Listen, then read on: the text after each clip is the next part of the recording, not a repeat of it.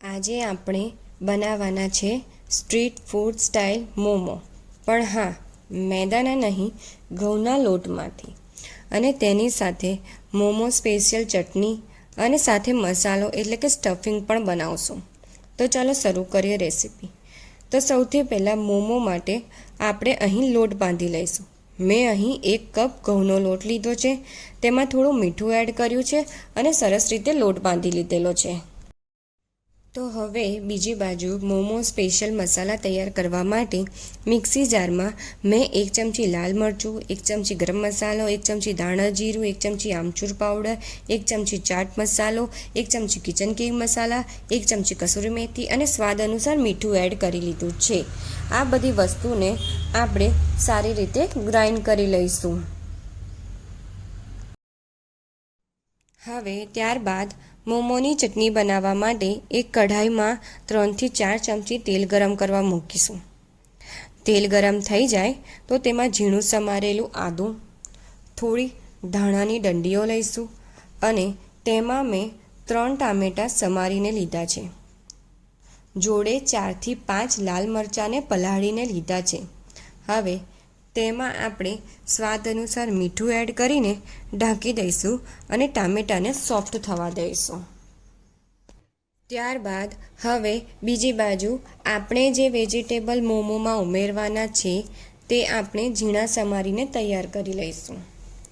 મેં અહીં એક અડધી કોબીજ, એક અડધું કેપ્સિકમ, અડધું ગાજરને ઝીણા સમારીને તૈયાર કરી લીધેલા છે. હવે તેને એક બાઉલમાં કાઢી લઈશું. તેમાં થોડું મીઠું અને ચપટી મરી પાવડર ઉમેરીને લાસ્ટમાં આપણે તેમાં 50 ગ્રામ જેટલું પનીર છીણીને ઉમેરી લઈશું અને બરાબર હલાવીને આપણું સ્ટફિંગ આપણે તૈયાર કરી લઈશું. અહીં તમે જોશો કે ટામેટાં સરસ રીતે સોફ્ટ થઈ ગયા છે. ટામેટાને સોફ્ટ થતાં બહુ સમય લાગતો નથી. હવે આ ચટણીનું મિશ્રણ જો ઠંડુ થઈ ગયું હોય તો તેને મિક્સર જારમાં નીકાળીને તેની સરસ પેસ્ટ બનાવી લઈશું. આ પેસ્ટની અંદર મેં થોડું મીઠું અને આપણે જે બનાવેલો હતો મોમો સ્પેશિયલ મસાલો તે મેં 2 ચમચી એડ કરી લીધો છે અને હવે આ પેસ્ટને આપણે એક બાઉલમાં નીકાળી લઈશું.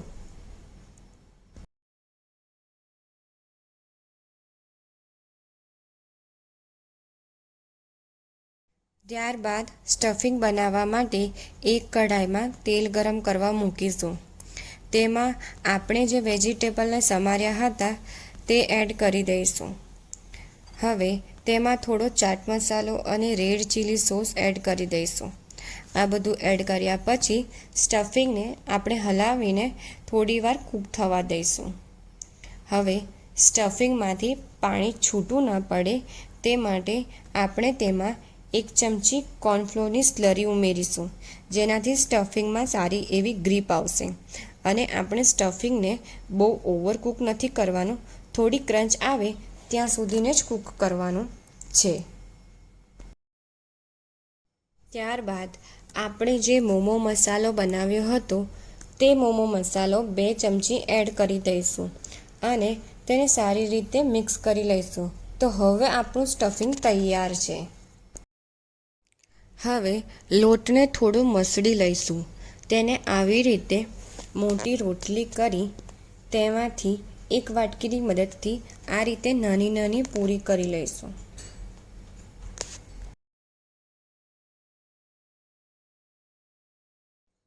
હવે પૂરી થઈ જાય તો તેમાં આપણે જે સ્ટફિંગ બનાવેલું છે તે ઉમેરીને આપણે એના મોમોના શેપ આપી દઈશું.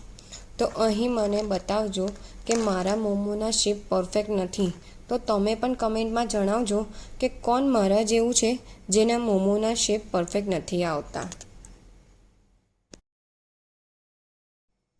અહીં મેં 2 શેપના મોમો બનાવ્યા છે.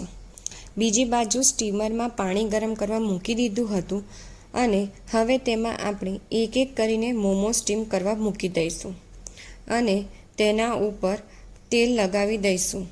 તેલ લગાવવાથી મોમો સોફ્ટ રહેશે. આપણે મોમોને 15 મિનિટ માટે સ્ટીમ કરી લઈશું.